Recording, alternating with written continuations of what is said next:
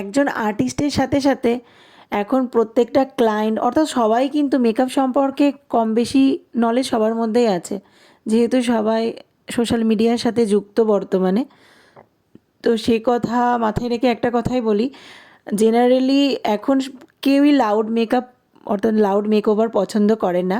সবাই চায় একটা ন্যাচারাল মেকওভারের মধ্যে দিয়ে তাকে প্রেজেন্ট করতে।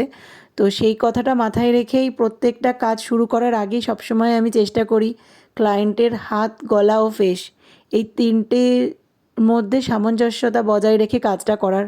এটা আমি বারবারই আমার প্রত্যেকটা ওয়ার্কের ক্ষেত্রেই আমি এই ভয়েসটাই সবার জায়গায় সবার সাথে শেয়ার করেছি বা আমি সেই কাজটা করে থাকি।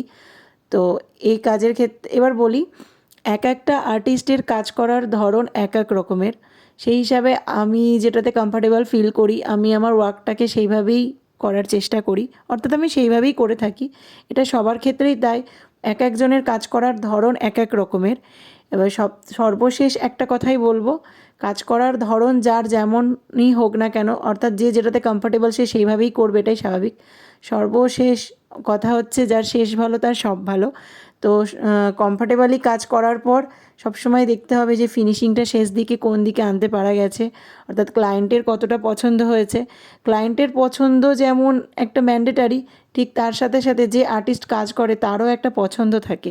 কারণ কাজটা করার পর একজন আর্টিস্ট সবসময় তার ক্লায়েন্টকে বারবার দেখতে থাকে যে সত্যিই কাজটা সে যেভাবে চেয়েছিল সেইভাবে পরিবেশিত করতে পেরেছে কিনা, অর্থাৎ শেষ পর্যন্ত কাজটা সে সেইভাবেই করে উঠতে পেরেছে কিনা। তো আমি আমার কাজটাকে সেইভাবেই প্রেজেন্ট করার চেষ্টা করি। আমার ভিডিওটা লাগছে অবশ্যই জানাবেন।